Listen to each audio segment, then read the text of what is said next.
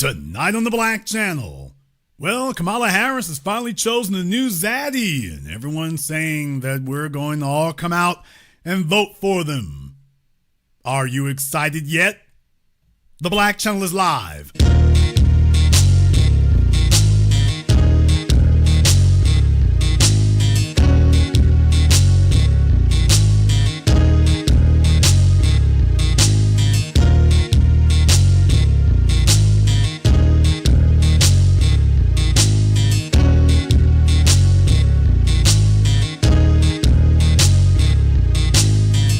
Greetings, brothers and sisters from all around the world, and welcome back to the home, the haven, the stronghold, and the everlasting super fortress of intelligent black thought.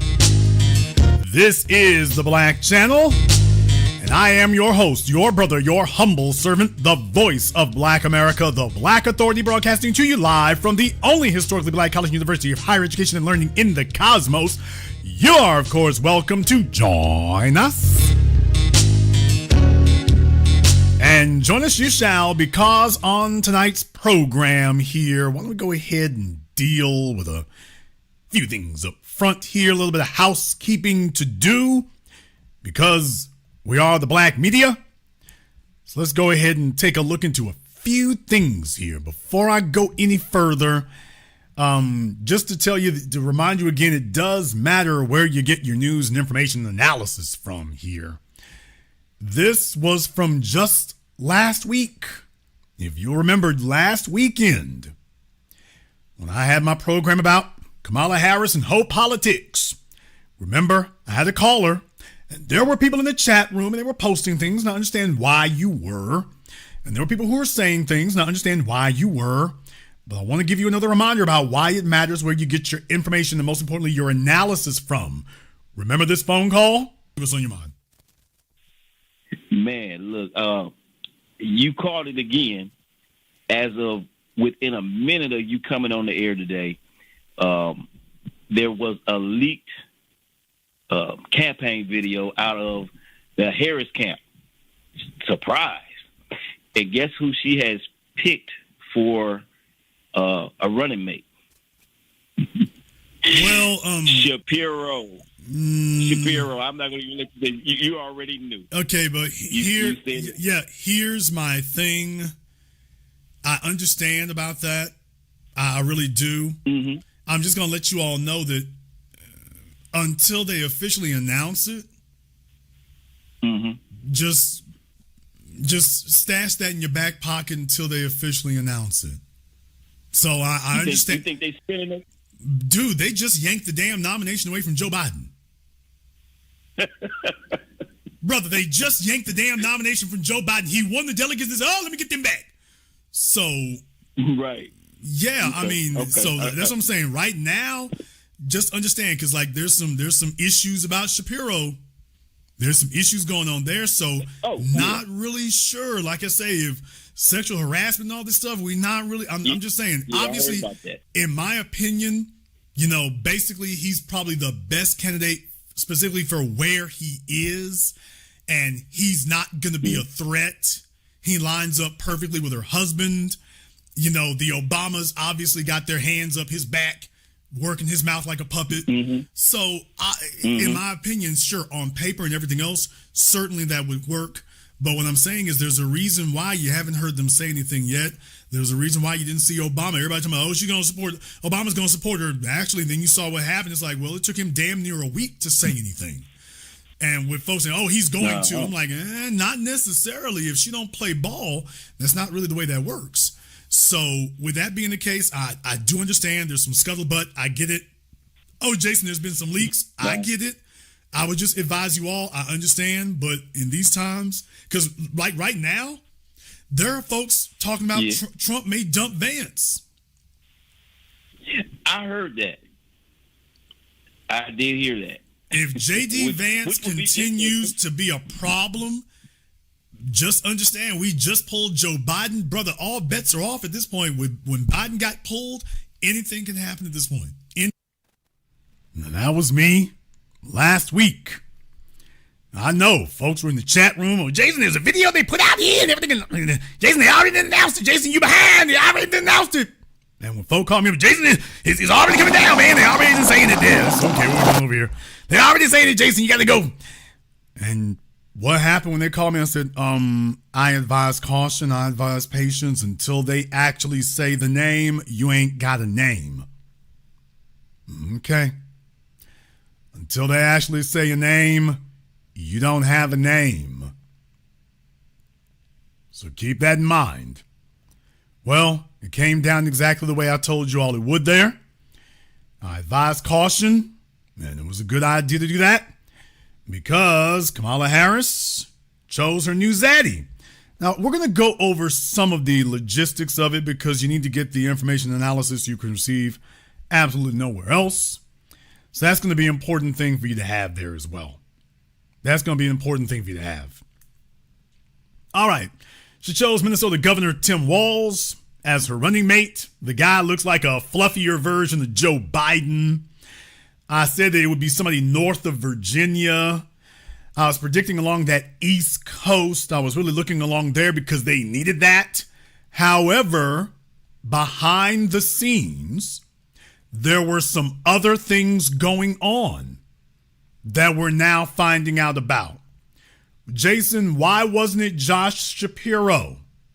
There were some things going on behind the scenes that we're now finding out about. John Fetterman. Why, Pennsylvania's own John Fetterman had started expressing reservations about Josh Shapiro. He started saying it. Well, it turns out that all the things that people were saying were a plus for Josh Shapiro, John Fetterman was one of the people saying that's not a good thing, that Josh Shapiro is very good. As a matter of fact, he's Barack Obama good. As a matter of fact, he's so good, he's going to overshadow our candidate. What? So John Fetterman started expressing reservations and concerns that Josh Shapiro, if he's chosen as vice presidential running mate, he's actually going to be better than Kamala and he will overshadow her. And that's going to make her look weaker and worse.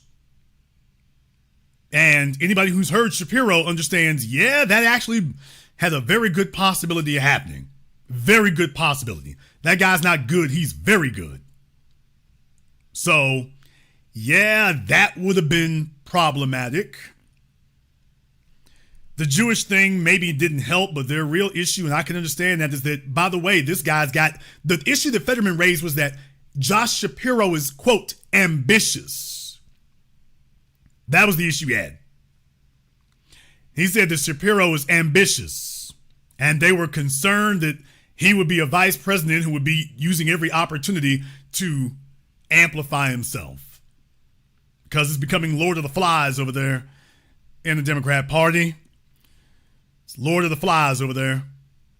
So that was what actually happened to Shapiro.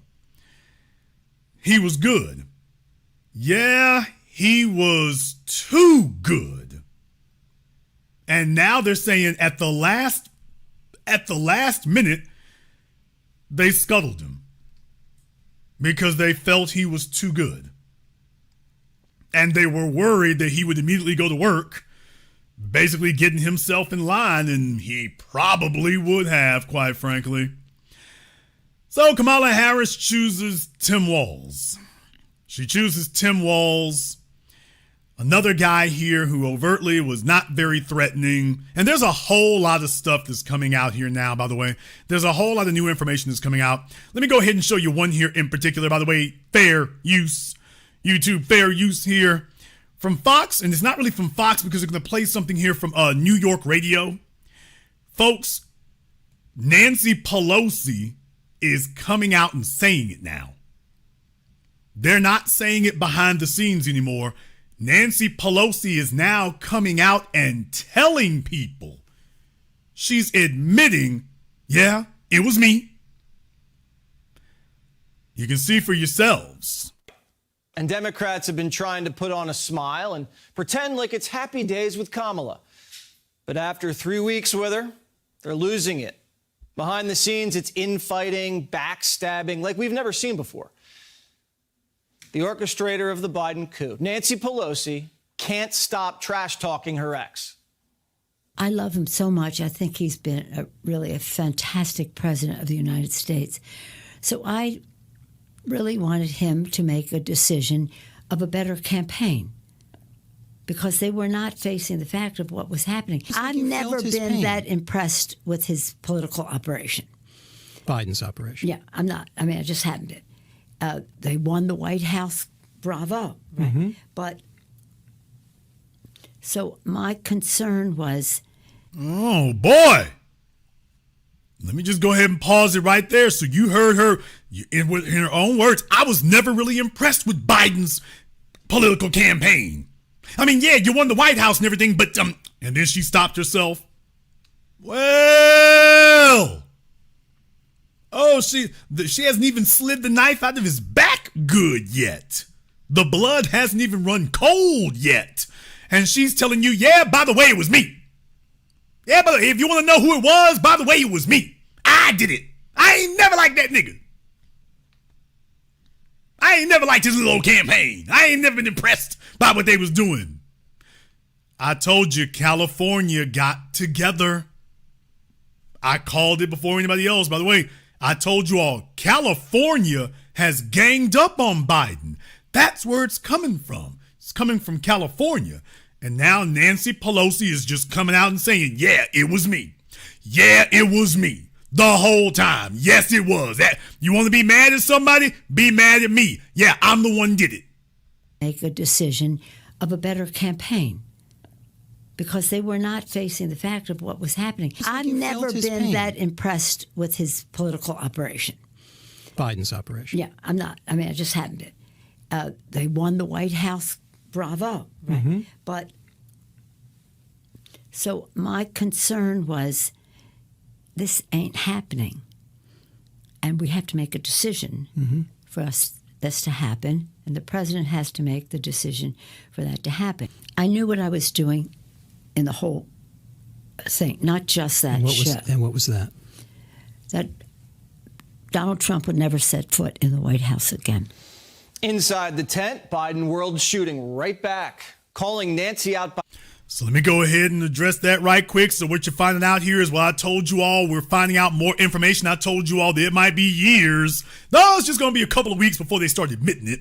It'll be years probably before we find out what they gave Biden to go ahead and get him out the damn way. But now you're finding that Nancy Pelosi did tell him, yeah, we need to do something different. Now you're hearing reports that Barack Obama told him, hey, bruh, if you don't step down, we're going to gang up and 25th Amendment you. Damn! Nancy Pelosi told him, quote, we can do this the easy way or the hard way. Barack Obama, you can step down or we'll 25th Amendment you. But they went straight to San Francisco and Chicago gangsterism. So that's what happened. He wasn't given a choice. They were like, this is going to be every type of ugly there is, but you going now, which didn't make a whole lot of sense politically unless you're saying what she said now, which is what I've been saying to you all now for weeks. This was about breaking the Joe Biden political machine. She said that I was never really impressed with Biden's campaign operations. I've never really been impressed by that. So she's saying that this was about breaking the Biden political machine, which was the only explanation from their activities, how he was doing the polls and whatnot. There hadn't been this radical change in that regard. And people were taking a negative view of him, but there hadn't been this radical change. Why are you all ganging up on him like that? Oh, you want to break the political machine because you're not in charge of it. And what they did, they saw this is their opportunity to mount a bloodless coup. And they said, okay, we're going to go ahead and break this whole damn thing right now. And Nancy said that. But as Jesse Waters says, some of the folks from Biden's side of the political fence, they've been weighing in too. And they confirmed what I said also. To make the decision for that to happen. I knew what I was doing in the whole thing, not just that show. And what was that? That Donald Trump would never set foot in the White House again. Inside the tent, Biden world shooting right back, calling Nancy out by name. There were leaders of the party who decided to go ahead and go very public, and that gave permission to other people to go public. Do you mean like when Nancy Pelosi goes on TV and you know, there were two moments where she goes out publicly and when things sort of seemed like they were dying down, reopens the debate? Absolutely. You had this decision that the Democratic Party made to ignore their primary voters and ignore their primary process, and that was what should happen, and that was a very donor-driven thing. A very donor-driven thing. Well, I think you all remember that I told everybody, stop. George Clooney is the front man for the donors, for the money men. They sent him out there because they thought he would be the best, most popular face to say something very, very unpopular. The money men made the decision, yeah, Biden got to go. I said from the beginning, Biden isn't going to step down. He doesn't have to. So there isn't anything political you can do to make him leave. And it wasn't the politicians who did it. All the donors who usually just sit back and back whoever the biggest horse is, the donors got together and said, yeah, we making the call this time. So no, the politicians didn't make him step down. The donors did. And now you have Anita Dunn and some of the Democrats who are breaking ranks admitting that, yeah, it was the donors. It wasn't just Nancy Pelosi. The donors, the big money men, they were the ones who made that call.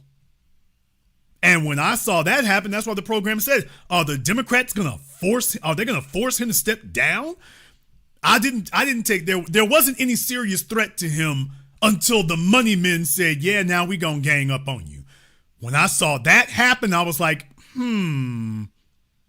didn't see that occurring because the money men are usually afraid, because that's why I said, hey, George Clooney, this is unprecedented in American history. You better get Biden to step down, because if you don't, you and all your buddies who mounting this action against him, he's going to make legislation against you. So y'all remember I said that you got to be in this to win this. And they were like, don't worry, Jason, we going to win it.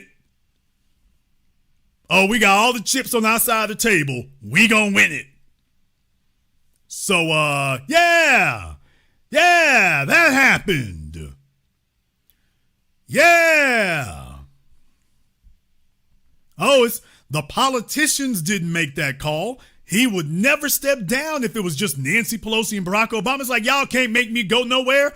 The money men told him, oh, we pulling the strings. Nancy Pelosi and Barack Obama didn't call you out of nowhere. We told them to call you. We told them to tell you, we don't care what the polls or the politicians say. We the ones with the money. And what did they do as soon as Kamala Harris was named the nominee, or named to Biden said that she would be taking over? They opened up $150 million overnight. Literally within 48 hours, they gave her 150.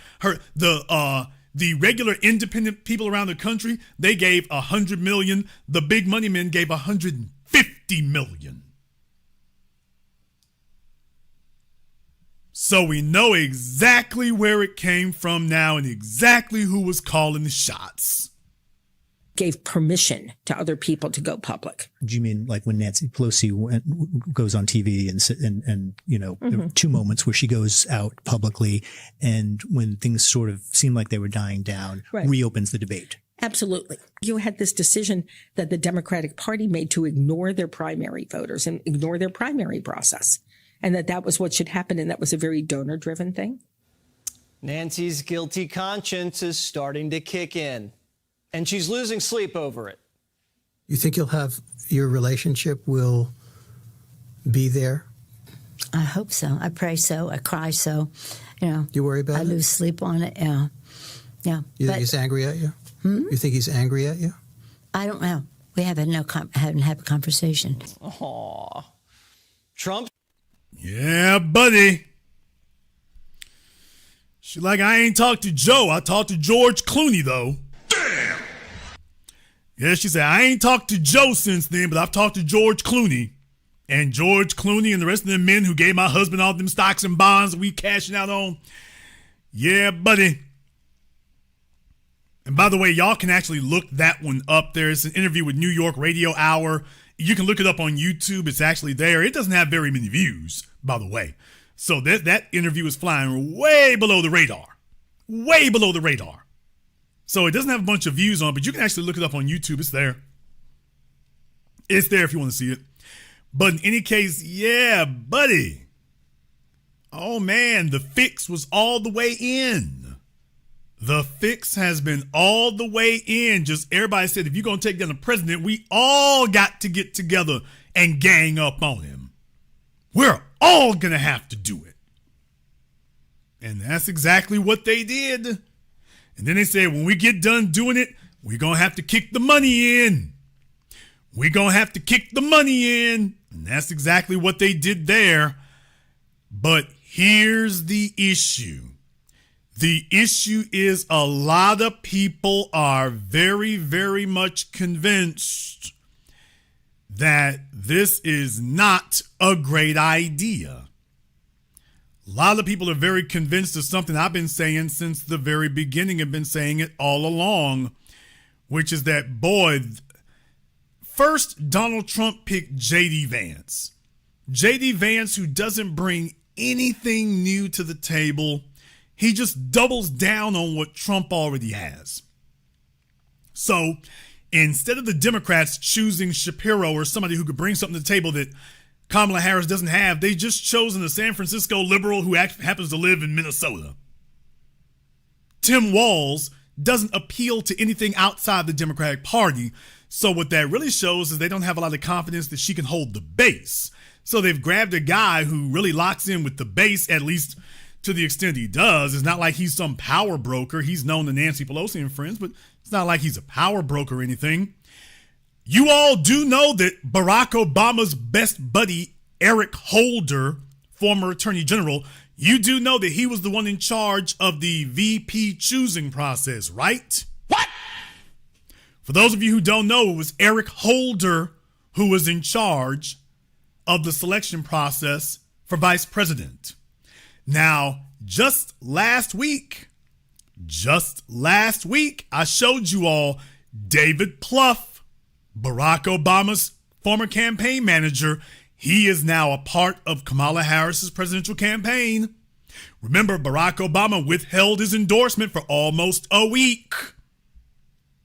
And what did I tell you? Barack Obama is going to seize Kamala Harris from Joe Biden. Joe Biden is going to say that's his girl. And I'm like, only if Obama allows it to be. Obama is going to try to co-opt her. That's what they're getting together for. Biden can't have control. Well, I'll be damned. First, David Plouffe joins her campaign. I was saying Barack was holding out for something. David Plouffe joins the campaign, and now Eric Holder is in there. I'll be damned if it's not the Obama White House. I'll be damned if it's not the Obama White House now. So Obama is firmly entrenched in Kamala Harris's campaign now. He's firmly in it. So Biden isn't just a little bit out. They want to make sure he doesn't have any pull before we ever get to election day.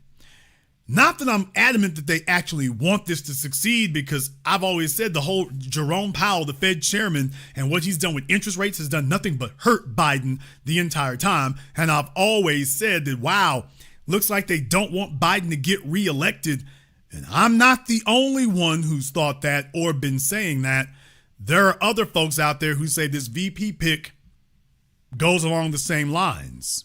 First campaign rally, Jesse. Will some of those words come back to haunt this ticket? Kamala Harris choked. She chose Bernie Sanders. This is Bernie Sanders right here. The squad loves this guy. Loves him. You see pictures, they're like almost undressing together. What? And she managed to pick someone who looks older than Biden. I would have gone with the younger guy, but who knows if this was even her choice. Eric Holder was running the vetting op. He chose him, probably. You know, he's Obama's wingman. He probably was like, Kamala, you're picking Walz. Let's just lose this and get on to 28. Because this is like a sacrificial lamb pick. This is the pick you put up there to get crushed, and then so you keep your better candidates ready for the next cycle. It's also... I've literally been saying that for weeks. I've been saying this for weeks. You all, if you've been tuned into the program, you've heard me saying that for weeks. That this seems like they're just trying to get through 2024 so they can set up who they really want for 2028.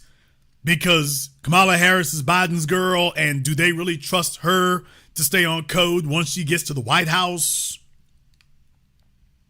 So they're going to try to get their hooks in her as deep as they can, but it really seems like they're really kind of setting this up for failure in 2024. And now you got other folks coming out saying that. Although there are some people who disagree with us, believe it or not. There are some people who disagree with us. No program would be complete without checking in with the old black media. Damn! So the dead black media, the zombified media, boy, they've been sitting out there. Fair use, bowling ball, Martin, fair use. Hate all you want to, fair use. So old bowling ball, and take a look at the title of this video. Perfect ticket. What? Roland Martin is trying to call this the perfect ticket. So Kamala ain't the only one looking for a zaddy. Auntie, chill.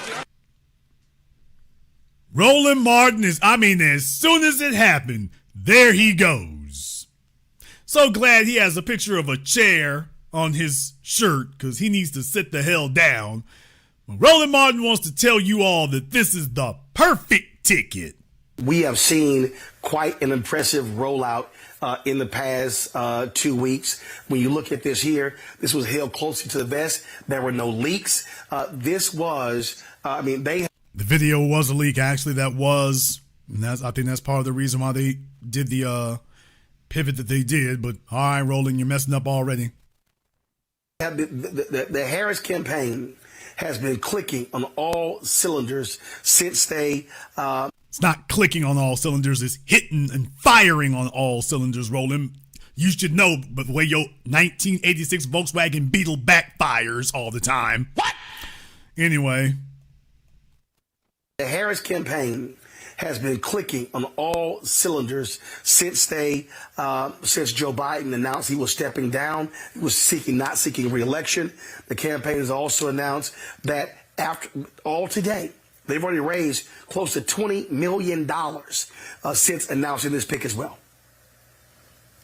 You know, Roland, you think it's been over a year, but it was just July 22nd when 45,000 Black women decided on a call. And then that following Monday, you and our fraternity brother Blake and Bakari and others had 53,000 Black men on a call. My point is the energy and the excitement organically has grown over the last 10 days. Nigga, please.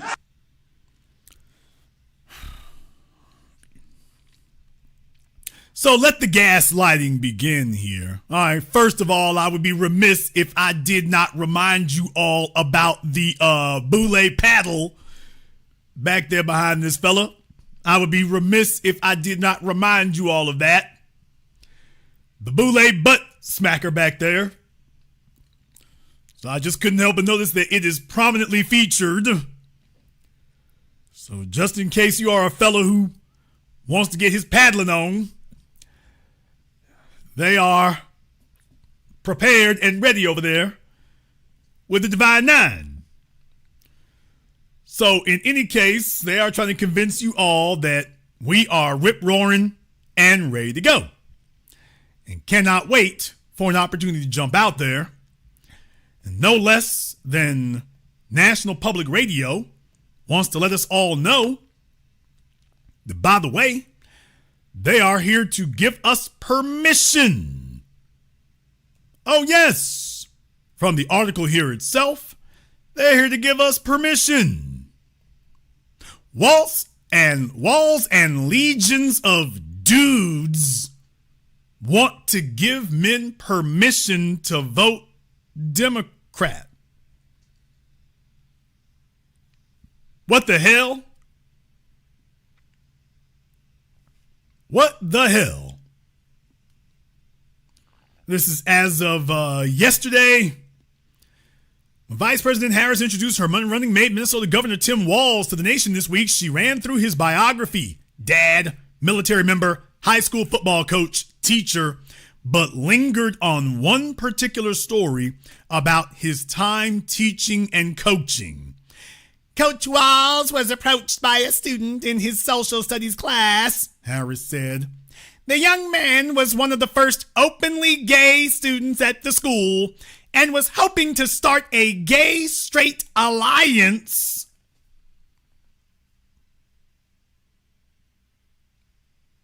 What? At a time when acceptance was difficult to find for LGBTQ students, Tim knew the signal that it would send to have a football coach get involved, so he signed up to be the group's faculty advisor. Okay, first of all, it's not like Minnesota has some football powerhouse. You know, it's not like Minnesota's high school has been a football powerhouse or anything. That's the first thing there. It's just, the football coach will be involved. It's not like we're at Texas or Alabama or something. So please pipe down. It was a story about Walz helping a kid out, but it was also a story about how decades ago Walz understood something that Democrat men are understanding en masse right now. Not only that they have a gender, but that they can use their gender to send a political signal. This is Danielle Kurtzleben, ma'am. It's stupid statements like this. I mean, what you need to do is you need to come out of your little hovel of a closet in your home where you're sitting up here telling yourself that the only problem with men today is that they don't want to get in touch with their feminine side. This is not a flattering statement. This is a damn insult. That men are not men until they understand that they should be LGBT. Now you can be a man. What the hell? So the real issue is that men can't really come into their own as men until they realize that they are in fact LGBT.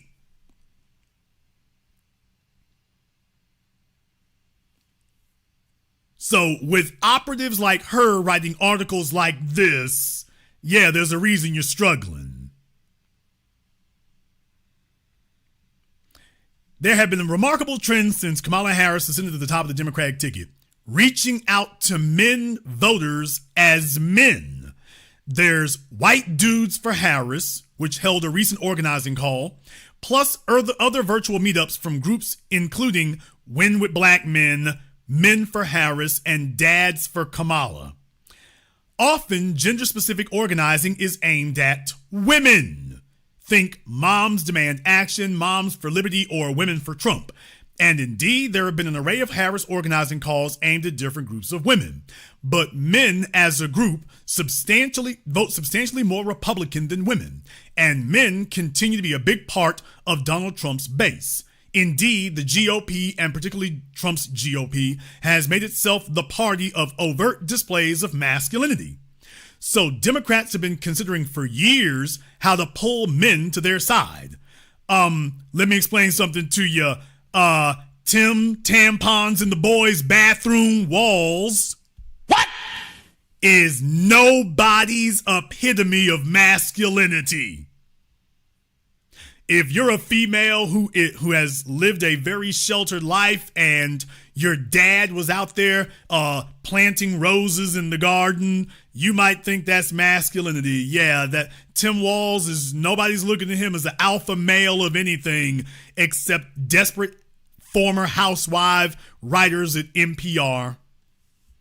Baby, if you think that Tim Walz in any way displays masculinity to men in mass, you are just completely clueless about men, masculinity, the English language, the 21st century, commercials during primetime television. You are completely out of the loop, ma'am. If anybody's taking advice from you, boy, I hope they don't need their insulin. You're not going to fabricate Tim Walz into anybody's alpha image. It ain't happening. Now, listen to the next part here. I want you all to pick up on some things. Quote, if you have men who are recognizably successful as men within the traditional terms, so you can't just say successful men within the traditional terms,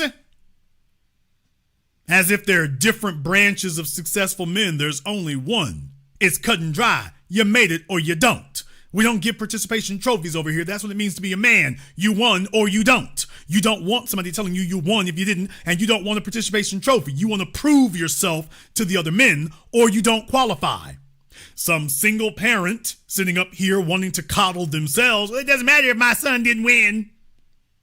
What you really want to say is it doesn't matter if you failed at being able to produce a competent male. And a competent male who is not competent is supposed to take that, meet adversity, and understand that makes him a better man by overcoming adversity. In any case, if you have men who are recognizably successful as men within the traditional term, say, we're supporting Kamala Harris, then it makes it easier for men who are more self-conscious about that identification. Explained Jackson Katz, a writer and co-founder of the Young Men Research Initiative, a super PAC aimed at energizing young progressive men. Has anybody heard of the Young Men Research Institute? Research Initiative? Anybody heard of that? Anybody? Has anybody heard about the super PAC known as the Young Men Research Initiative? And by the way, why has anybody got a PAC to research young men? This sounds like some Jeffrey Epstein stuff. Aimed at energizing young progressive men. Excuse me, we have a word for young, quote, progressive men. The word is feminists. Damn! There's no such animal as a young progressive man. That is a feminist. Get the hell out of here. There isn't any part of being a man. There's nothing you can't show one so-called progressive male who exudes any inkling of masculinity that anybody would want to have. Those guys are perfectly comfortable wearing satin and silk drawers and adjusting their tampons. You can put all the damn money in your super PAC you want to. You know, for decades now, we've seen white people make millions of dollars talking about help our little African children over here. Now they're doing it with American males. Help our American males over here. No. Don't you go over there and teach them any useful masculine skills. Give the money to me and my Young Men Research Initiative super PAC. I'll take the money and I'll show you how to use it best. Okay. So somebody else got their grift going on. Speaking of weak, moist, progressive males, Bakari Sellers agrees. Nigga, please. He was one organizer of the Win with Black Men call. Boy, wouldn't it be a damn if Kamala Harris loses Win with Black Men? Oh, that's a hashtag that will go down in infamy. That hashtag will go down in infamy. Win with Black Men, and if they turn around and if she loses, oh, it will go down in infamy. I'm going to get t-shirts to say that.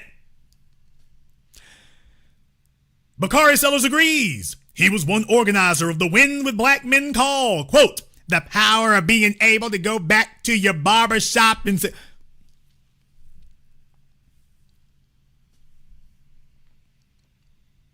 what barbershop is gonna claim that nigga? Can you please name for me what barbershop in America is gonna claim Bakari Sellers? As if he's sitting around with the masculine, he's sitting around with Saucy Santana. He's sitting there with Saucy Santana at the barbershop, trying to tell you and me, what the hell does he know about that? Somebody said Supercuts. The power of being able to go back to your barbershop and saying, I was on a call with 50,000 men for Harris. That starts a totally different conversation, Sellers said. No, it doesn't. No, it doesn't. Y'all had a boule jamboree with a bunch of privileged Hollywood Negroes got together, threw in $5 a piece. Some of them threw in a bit more than that, and that's it. It's not like you fellas can sit among the men. You couldn't sit among the men before that day, and you can't sit among the men now. You can't. Bakari Sellers can't sit among the men and talk about male issues. There are no men who want to grow up and be Bakari Sellers. There are no men sitting there, boy, I wish I could be like him when I grow up. There are no men sitting around looking at Roland Martin talking about, boy, if I could just be Roland Martin when I grew up. Nobody's saying that. Just as Walz believed his status as a football coach would show students, likely especially boys, you get that, this writer of this article, folks, understand something. When you are so nakedly obvious hostile to men and manhood, you can't talk to us. You can't talk to us, the effeminate, buck-broken mama's boys that this writer of this article is used to and whatnot, the guys who don't stand up for anything. If their woman were being robbed by somebody, he'd be sitting there squealing and yelling loud, and he'd be like, oh, call 911! He would not be taking action, and if he tried, he would get his ass laid out. The female would be fighting harder than him. Bakari Sellers would be just like the rest of them fellas there. Hey, boys, go ahead and see if you can you give them a moment to break out their paddles?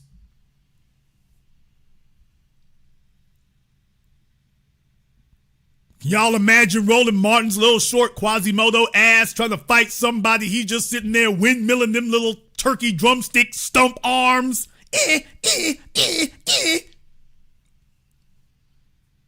And the man ain't even really got to hit him. He just got to wait for Roland to run out of energy, which is going to take about 10 minutes because this is the most cardio he's done since he was in middle school.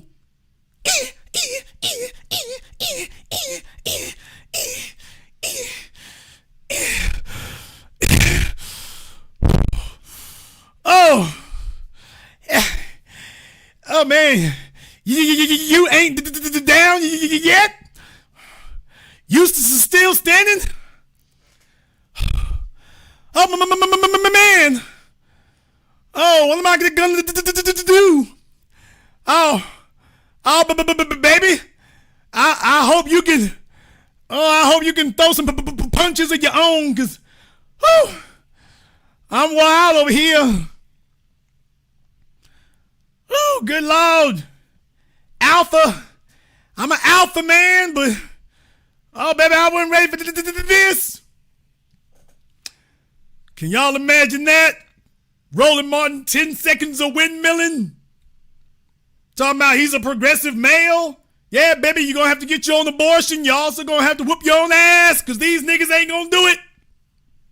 And then can y'all imagine little old Bakari Sellers with his flooding slacks and his too tight jeans on, come trying to dance around the corner, swinging on niggas like Migos. Y'all remember that when the Migos tried to jump Joe Budden? Joe Budden was like, by the way, there's 4 of y'all. There was 4 of you. How the hell do 4 of you jump somebody and he ain't hurt? Them fellas who tried to jump Cam Newton, it's like 6 of y'all jumped on Cam Newton. Didn't leave a scratch. Those are your progressive males. We stand on business. Those are your progressive males. 6 of y'all didn't leave a scratch on him.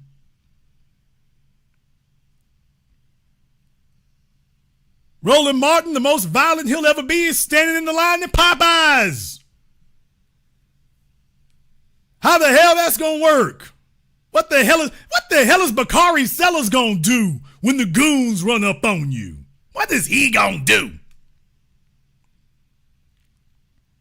Bakari Sellers gonna be sitting there at the sitting inside the barbershop, peeking out the windows. Ooh, is they gone yet?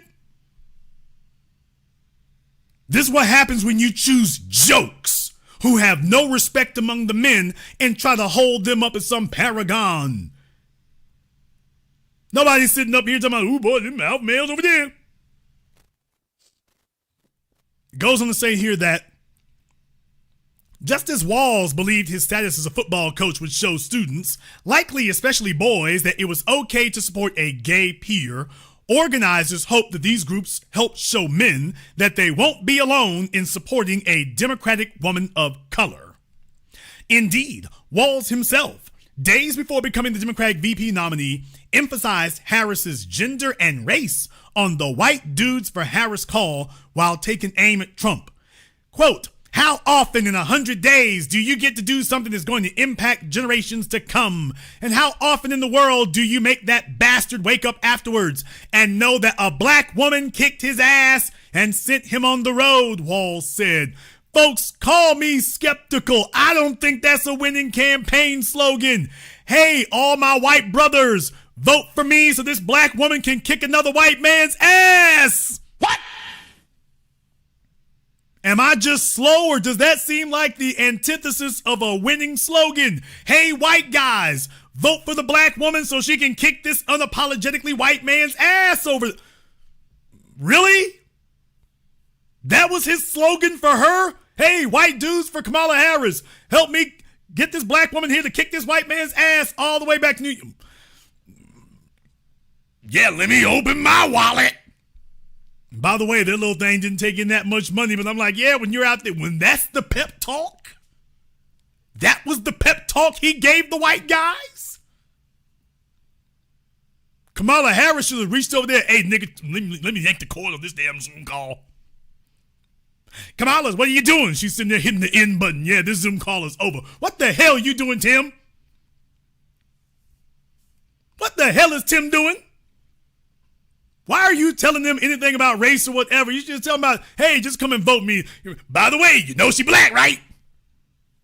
How many times do you get to change your generation? Vote for this black woman over here. She's going to kick his ass. Wow, okay. Really? Am I the only one who sees that as not being a winning campaign slogan right there, Tim? You couldn't have come up with something better than that? That was the best you could come up with? Men's gender becomes visible. Who in the hell? This woman who wrote this article. What the hell are y'all doing? None of this would have been possible with Biden at the top of the ticket, according to Katz. Because Harris is a woman, her presence in the race makes gender visible in a way that it wasn't with Biden, Katz said. You'll see things like men for Harris in a way that you wouldn't have seen men for Biden, because that would strike people as very odd and even redundant.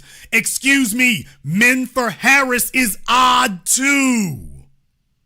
That's not normal.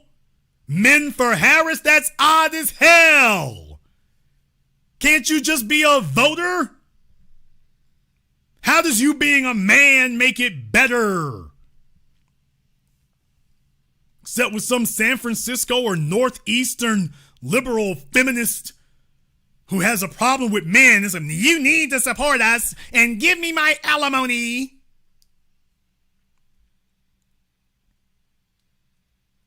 But then men are not a monolith. Duh. Different groups have different motivations. Now, here we go.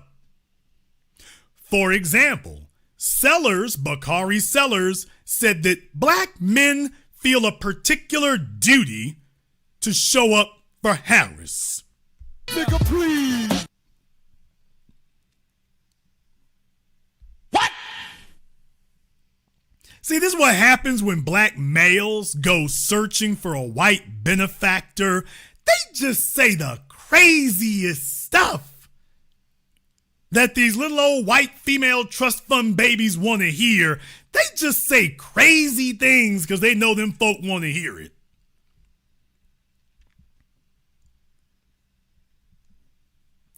Quote, "This is our time to show that we can stand up with her. Black women are always the backbone of the Democrat Party. We hear it, and we hear it," Sellers said. And we're like, no, they are, but we're here too, and we're going to do everything we can. Folks, what I'm saying here is that when you are this damn brain screwed, you don't realize that every damn thing you're saying is an insult. That's what it means to be a Beta Bakari. Beta Bakari is sitting up here slinging insults left and right. How the hell is a man gonna sit there and acknowledge the women as the backbone? Ladies, I hate to go into the business, but I'm going to do it for just a moment here, just tonight. I promise we're going to get back to the black channel, but I got to get into the business one time tonight, just one time, and then I promise you we're going to get back on the black channel, and we're not going to deviate again here. Need I remind you all, to anybody who says the women are leading or whatever, baby, remember when you go on a date, I don't care if you just met the man and this is your first time meeting them in person, you have the expectation that if somebody runs up on you to assault you, that man you're with, not you, the man you're with, is going to put his life on the line to protect your safety. If that man you with is assaulted, I have yet to see a video of a man and a woman are out together. The man gets hit, he goes down, and the woman gets into her damn Bruce Lee pose. Ay-ya! That ain't happening but in the damn movies. Nigga, please. And if anybody can show me that footage, I need to see it. Show me one footage of a fella Debo run up, down he goes, and then she gets in the position here. Baby, you down? Oh, hell no. She takes off her earrings. Bring your ass on, you big nigga. I got you. Taraji P. Henson, Vivica Fox. Y'all show me that video anywhere on the planet where a woman is out on a date with a man, the man gets laid out, and then she like, don't worry, baby, I'll protect you. Who is that chick? What former World Boxing Federation, female World Boxing Federation champion was you dating? So ladies, the backbone of, please now, come on. We leading. I need you to lead when Debo show up. That's what I need. If you leading, don't tell me, okay, I'm leading right up until Debo show up. I'm like, no. Oh, why don't you show Debo that backbone? Yeah, I was gonna sit up here and scratch my knuckles, but I forgot you were here. Hey, baby, I'll take the next one. What? Your female gonna be like, nigga, please. Oh, baby, I'll take the next thug. You take this one tonight on the A train in New York, on the F line. You take the thug tonight. I'll take the next one. Yeah, you deal with this one tonight in East St. Louis. You handle him. I'll handle the next one. The next time this happens, I'll get him. Is there a female in here who would, y'all know damn well what y'all gonna say, if I live through this, if I survive this, oh, this nigga.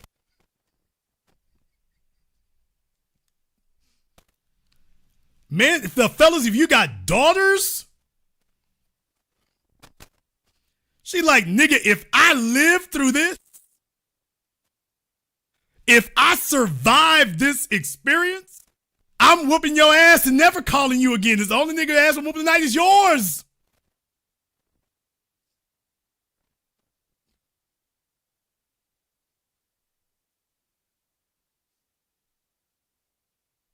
I don't care if you're a female size 16. The only thing you focusing on right now is can you run?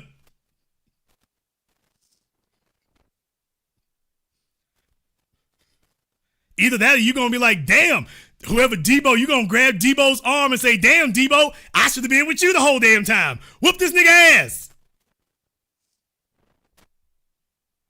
What the hell y'all talking about?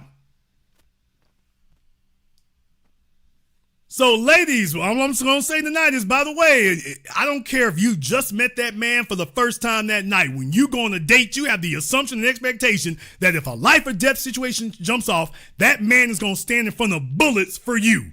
You ain't never trying to get the time of day to a man who's expecting you to be the damn backbone. Hey, baby, Debo looked kind of big tonight, but I know you strong and independent, so you handle up on Debo. I need you to be that backbone. It's okay. It's not going to be a damn female backbone in the damn state. Debo going to be on a rampage and ain't going to be a female backbone in the state. Man, sit your ass down talking about they going to bust a cap. You ain't heard about no female shooting nobody unless she sneak up on that nigga. What? Stop that. Stop feeding them lies. The female needs to sneak up on you and she need about 20 feet. Please, close quarters combat, that's that fantasy talk you giving. Like this The Matrix. I love The Matrix movies. I wish Carrie Ann Moss would try to throw one of them legs up to kick somebody. The barista at Starbucks would be able to put her down, man. Stop lying to these people. Just tell them reality. Baby, look here. We gonna take care of this. We gonna take care of this. Now, this idea that the women, we run things. Okay, when Debo show up, I need you to run that. Right quick, I need you to run that one.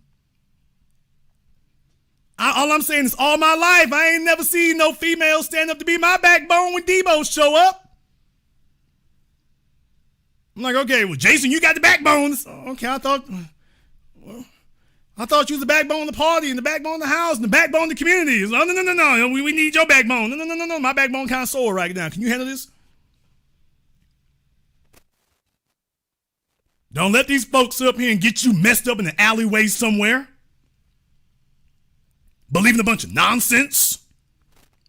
Man, don't y'all let these folks get your ass messed up on a street corner somewhere, the movie theater somewhere, believing they nonsense. I'm a progressive male. Your female gonna be like, look, I need a conservative nigga here for Debo. Baby, I'm a progressive male. I believe in equality. Men and women should be involved in defending the relationship. Your bro gonna be looking for the most conservative nigga she can find right after that. Right after that. Wish you would tell to the men in here who got daughters. Can you imagine your daughter coming back home? Baby, what happened? Oh, well, daddy, I went on a date with Mark tonight. And this dude ran up on us. Can y'all imagine y'all come back home? Your daughter looks like damn meat Tom on Tom and Jerry after the damn bulldog gets done with him every time he keep beating his ass. Looks like Beetle Bailey after the damn sergeant whooped the hell out of him. Can you imagine coming home and your daughter looks like that? Baby, what happened? We went to the movie theater. And this dude ran up on us. He said I look cute and pinched me on the ass. I was on a date with Mark. And Mark said that I was the backbone of the community and I need to handle that. What? You only going to have one question. And where the hell is Mark? Oh, Mark is at home. What does Mark look like? Oh, Mark is fine. He ain't got a scratch on him. He ran.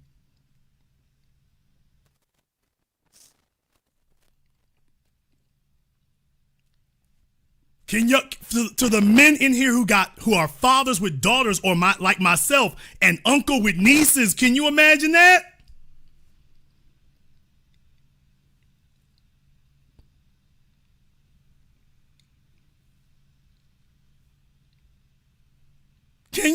imagine that?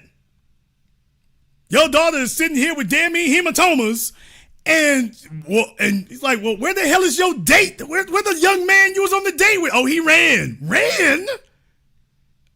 He ain't got a scratch on him, Daddy. He about to have a bunch of them. Oh, can y'all imagine that right then?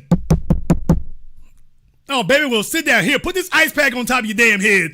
Let me see you at the front door. All right, hold on a minute. Open up the front door. Oh, hey, Mr. Brown. Mark? Yes, sir. I'm a progressive male, and, black women are the back. I know what you're thinking. But black women are the backbone of the community. Can y'all imagine how you gonna respond if Mark come knocking on your door talking about, is your daughter all right? Can you imagine you open up the front door and progressive male Bakari Sellers Mark is sitting there asking you, oh, is your daughter okay?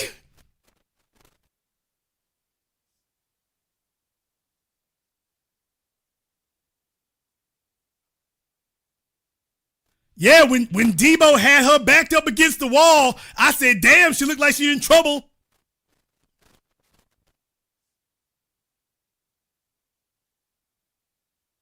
What the hell were you doing, Mark? Well, I was going to call the police, but Debo broke my cell phone.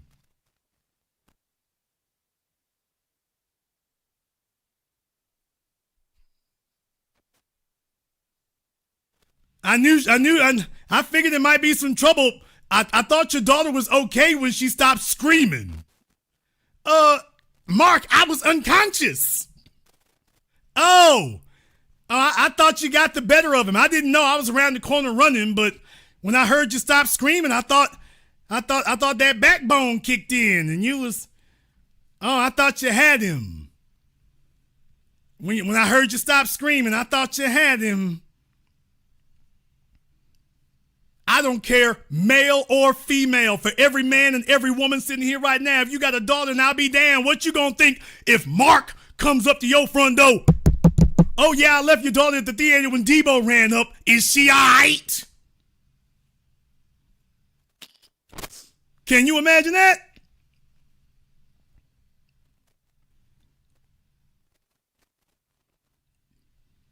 You talking about, why'd you run? There ain't no sense in both of us getting our asses beat. Mark, why did you run and leave my daughter there? Did you see the size of that nigga?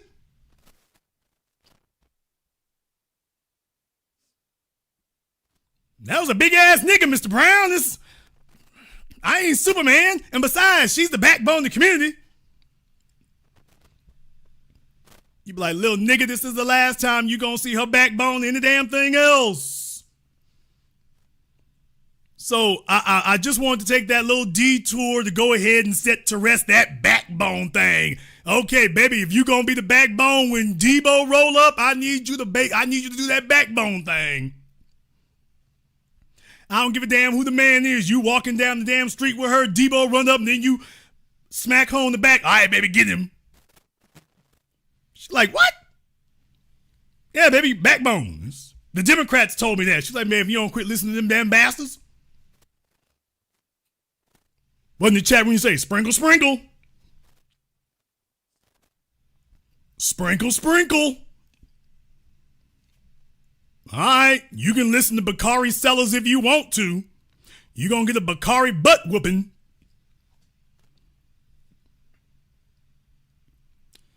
You can listen to Bakari Sellers if you want to. Bakari Sellers going to get you and your daughter messed up out here. He going to get you and your daughter laid out. Meanwhile, Mark Linton, co-founder of Men for Harris, talked about making the pitch to white men using historic terms. Quote, this is the moment where white men are going to actually step up and say, this is actually our moment to really begin to turn a page and write a new chapter in America's racial history, Linton said. For whom? Asian women?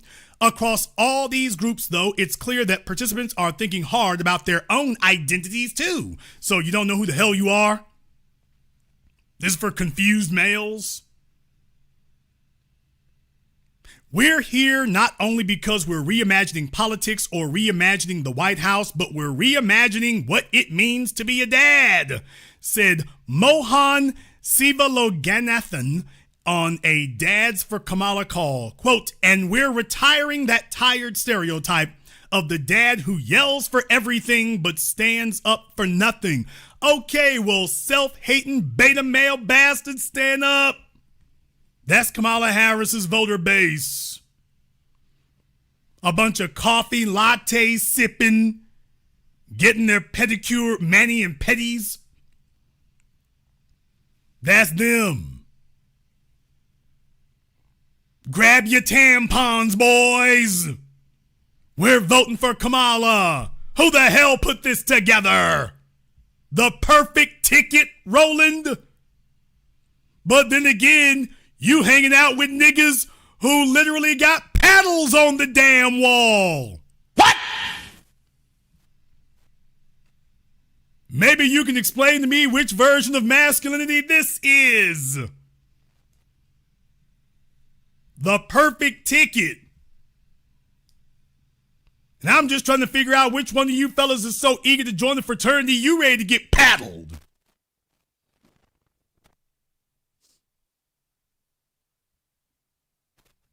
I ain't never had a paddle that I wanted to feature prominently on the damn wall. How many butt cheeks has that graced?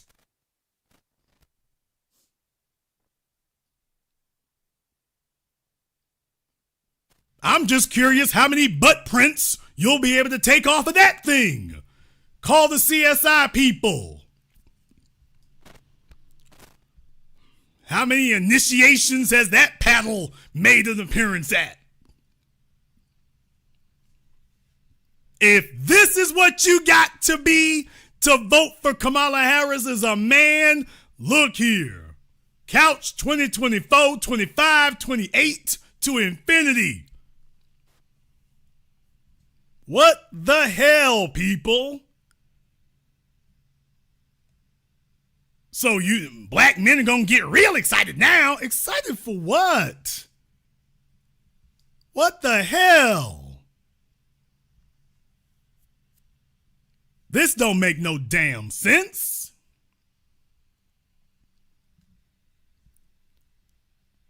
This is the kind of nonsense they're saying to you now. So, boy, if you thought they was crazy before, if you thought that this is what they're sending her out with, and old boys back there laughing like, hey, hell, I'm being the governor of Minnesota.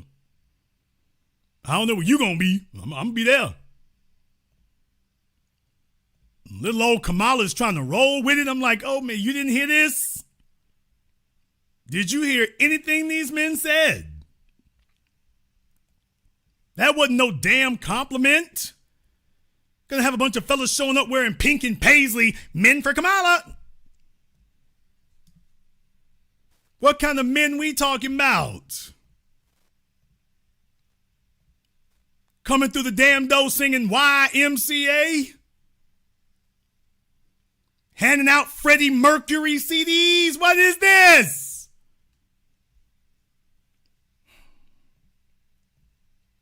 However, you might disagree. Therefore, we're going to go ahead and open up the Zoom here tonight. Going to go ahead and post the link at the top of the chat room here. We're going to go ahead and post up the Zoom link so you all can go ahead and give us a call here tonight. In the meantime, I want to thank everyone who has contributed to support tonight's program on PayPal, Super Chat, Venmo. Big shout out here to Demi Nelson. Thank you very much. You, my girl, thank you very much here, man. We appreciate that. Cyberdyne 100, Nancy King. And we got new members here with Ozzy Edwards, Project Leroy is doubling up here, Tommy Randall, E305, and everybody else here. Thank you very much for your support. To Mr. Richburg and Mark B and everyone else, we're going to take a very brief commercial, non-commercial break. When we come back, We're going to be taking your calls here and more. This is the Black Channel. Hi, I'm Mr. B, and I welcome you to visit my website, mrbetheteacher.com. Explore our site for my latest book, my blog, and podcast that are packed with insightful articles, tips, and strategies to help students navigate the educational journey. Need more help? Check out my education consulting and tutoring services for engaging lessons, downloadable resources, and personalized learning plans. Please join us at mrbetheteacher.com today. Thank you all for listening.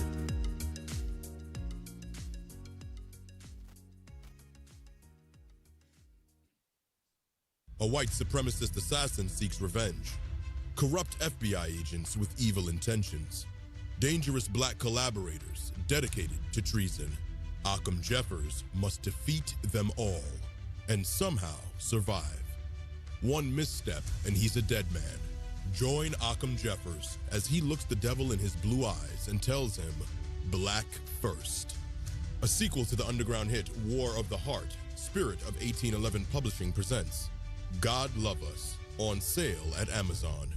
Pre-order and save today. Visit spiritOf1811publishing.com and show your love.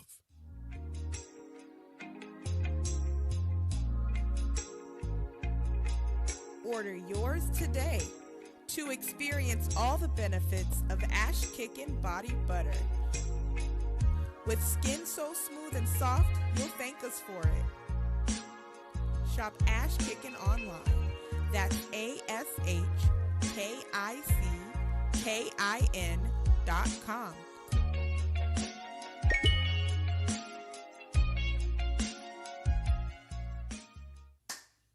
Hi, this is Brenda Starr, creator of Poetry with a Purpose and author of the book Pressed But Not Crushed.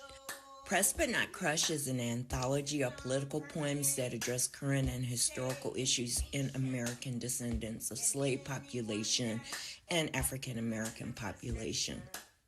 The book describes slavery and its residuals, Jim Crow segregation, social depredation, and other relevant issues to American descendants of slaves and African Americans, including the current political climate that does not address our issues.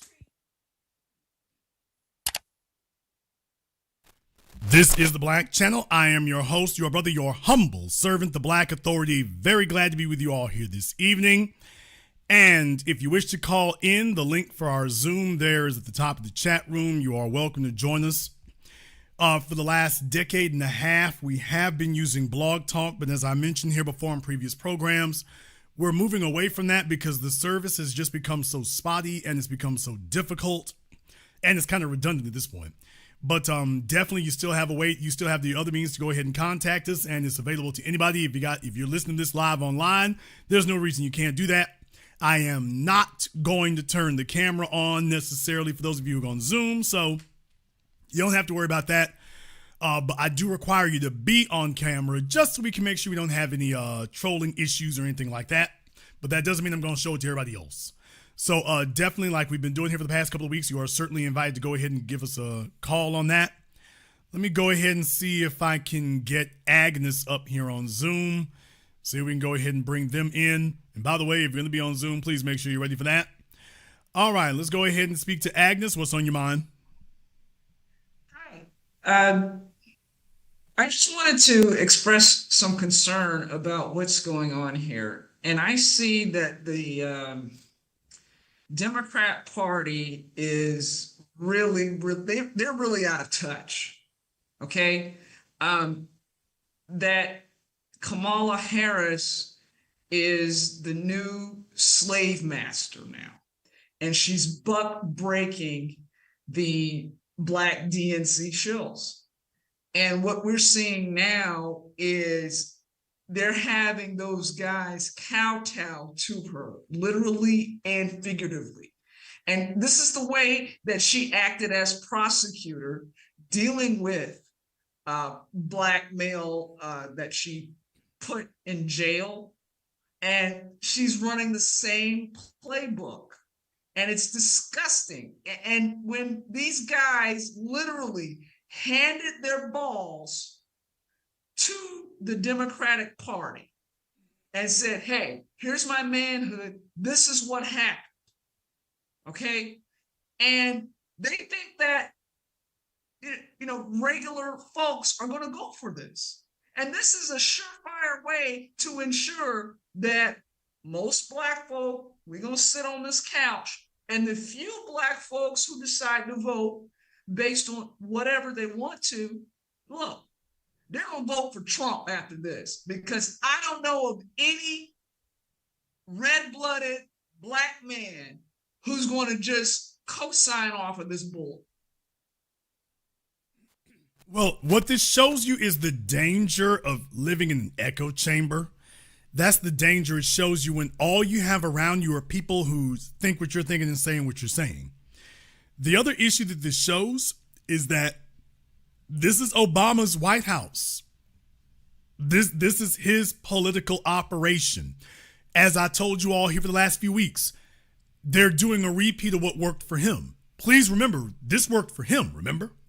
The stuff they're talking about right now, remember they had white dudes for Obama or whatever? Remember they did that. That worked for him. Now, whether that was legitimate or not, I suspect it wasn't. But whether it was legitimate or not, remember they tried these same tactics with him. What's the first thing they do? Black women for Harris, Black men for Harris. So what are they communicating to you? Oh, we understand that we're lacking. They went straight for where they knew she was weakest, and they did something that was a one-way conversation because we don't get to weigh in on it.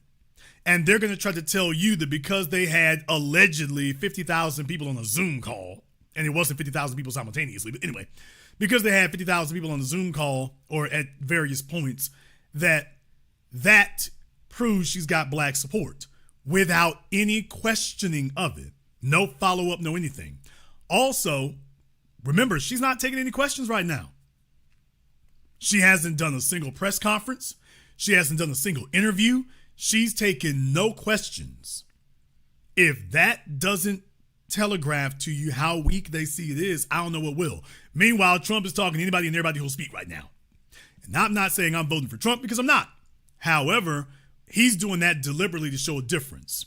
Neither Kamala Harris nor her VP are saying anything. They're just saying, hey, everybody be excited. Hey, everybody whoop it up. And please understand that gives you so much room to fall. Folks, remember, just 30 days ago, Kamala Harris was the most unpopular politician in America. 30 days ago. What happens when the hype cycle is over? I'll let you have the last word. The problem with Kamala is this, and it goes back to her biracial identity. See, biracial identity only works in politics and in mainstream culture if one of your parents is white, okay? Obama had a white American mother, and she raised him here in the United States around other whites, and then eventually he socialized with Black folks later on as an adult. That's the key difference between Obama and Kamala Harris. Kamala Harris was raised in a Hindu household in Quebec, Canada, French-speaking Canada at that, in a very posh suburb of Montreal.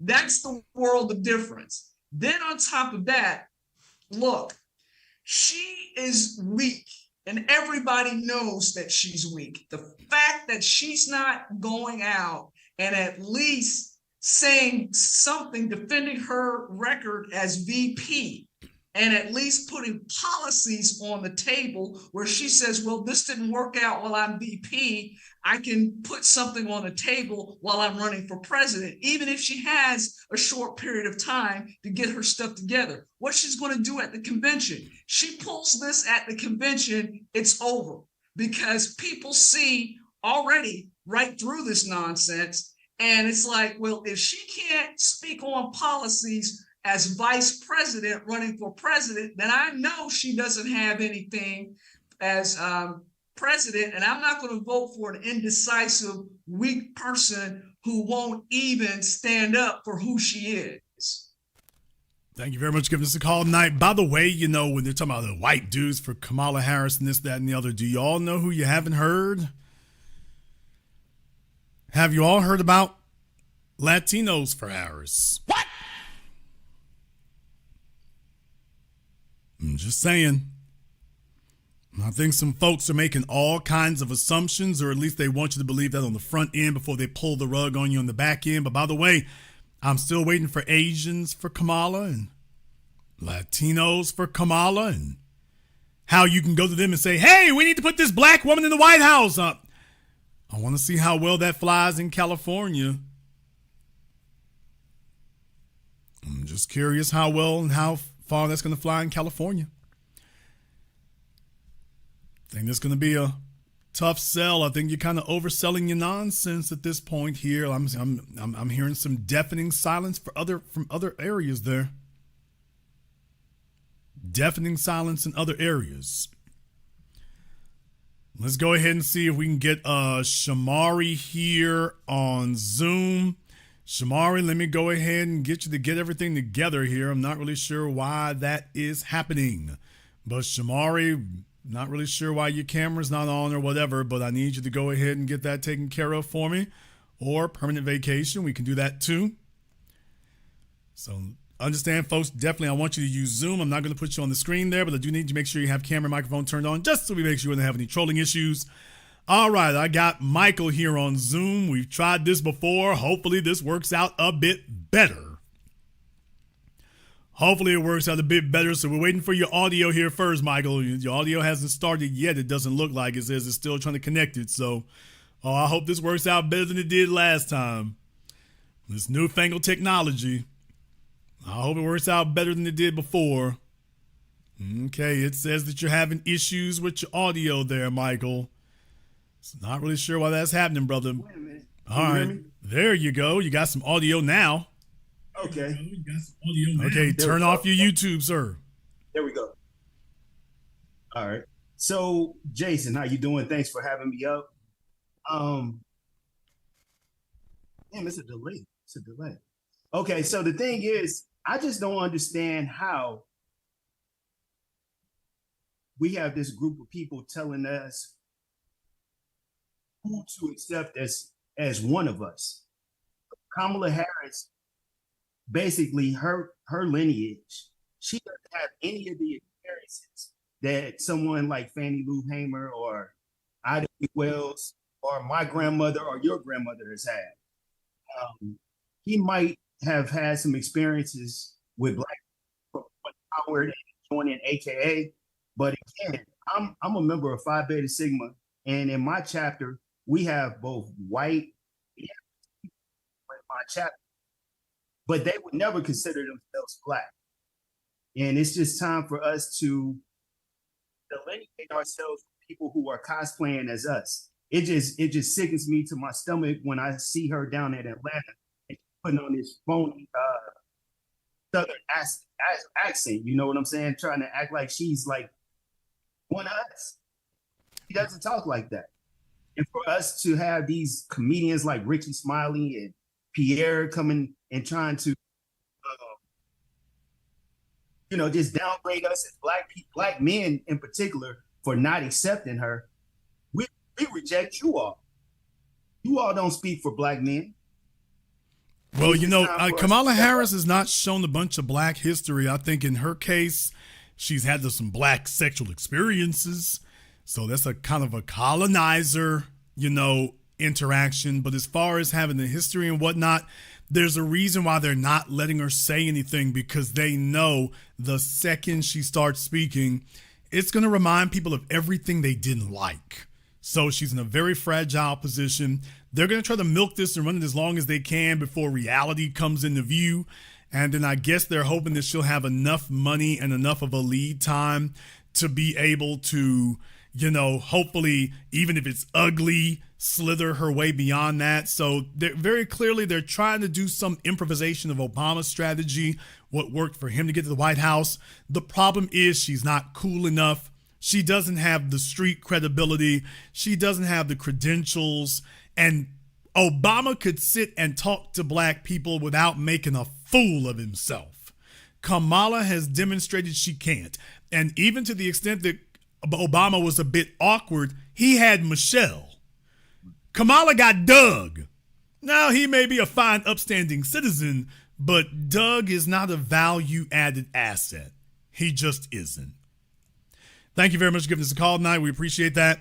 So, yeah, in her case, she needs somebody she can fall back on. It's just not there. She's chosen Tim Walz, who, while he certainly didn't do a bunch of bad things in Minnesota as far as, during George Floyd, he wasn't as helpful as he could have been either. And then when you start hearing about all this other stuff there, it makes all kinds of issues. Let me go ahead and see if I can get Onan to unmute himself. Hello? Yes, you're on live, sir. Hey, what's going on, Jason B1? So, obviously, Kamala Harris, I believe that she selected Tim Walz as a way to appeal to the white middle class. But as far as the male black vote, I think enough black males have woken up to the fact that she's a scam. I don't have to go over the interview that she's done with the Griot, with Natasha Alford, or the many instances where she's kept black people in prison longer than they should have been by either keeping evidence away from the court or doing something that's nefarious. So I'll leave it at that. But I think that the Democrats are in for a big surprise come November. I don't. I think that this was the idea the whole time. I think the Democratic Party was against Joe Biden. He tried to put together his own political machine. He kind of upended their plans before. He put together his own little political operation. And Nancy Pelosi finally spilled the beans that her issue was with his political operation. He wasn't answering to them anymore. They were on the outside looking in. And as soon as they saw an opening, they went for it. And I believe that their goal was to scuttle Biden, which they've done. And now they want Biden's bed wench. They're going to get her, but they got to make it look good. We got to make it look good. We can't make it look like we had it in for the whole time. We got to make it look good. And just like CNN and all the news outlets turned on Biden right after that debate and sank his presidency, I suspect if I am correct in this, then you're going to see the same thing happen with Kamala. First time she comes out and starts talking dumb, the media is first slowly and then quickly going to start speaking against her and questioning her readiness and questioning her ability to win. They're not going to talk about Trump. They're going to put all the cameras and microphones on her, and they're going to demand that she speak, and every slightest faux pas, every slightest gaffe, every slightest mistake, they're going to pounce on it. And then they'll be like, oh, well, it's not our fault. But they should. But here's the thing. I've worked in the restaurant industry for about 11 years, right? And one of the things that I've noticed in the restaurant industry, that presentation is a big part of presenting a dish, serving it to the customer. And that's the equivalent of what the Democratic Party is doing right now, insofar as presenting what seems to be a good deal for Black people, because a rising tide lifts all boats, apparently to Kamala Harris. But really, it's just another way to give everybody else something while Black people get the crumbs of that. Right. And yet we're the ones that are on the front line. Right. We're the ones that are taking the body blows and the bullets. And we're the ones that have to fight in order to get these rights passed through legislation. But I don't want to take up too much time. I'll land there. Peace and love as always, my brother B1. B1, thank you very much for giving us a call tonight here. Like I say, folks, please don't make, I have to warn you all again, don't make assumptions. There is a very strong argument that I want y'all to understand. They always want you to take it far more seriously than they do. And I think that when you start adding up the math, there is a strong argument to make that the Democratic Party, that this is the plan, and that they got to make it look, their whole goal was that Biden didn't play ball for 2024. They wanted him to allow them to put somebody else up as the presidential candidate. He didn't play ball, so we yanked him. We need to yank, and when you do that, that means 2024 is a foregone conclusion. But you got to make it look good, because I said this before. If Kamala don't get her run, and if it looks like you don't support Kamala, that's going to be a bad look. So we got to make it look good. We got to make it look good. So we will see if it comes down like that, because I don't think you do a candidate any benefit or any favors when you are refusing to have them answer any questions. There are things they need to confront, and if there are going to be problems, they need to confront those problems early.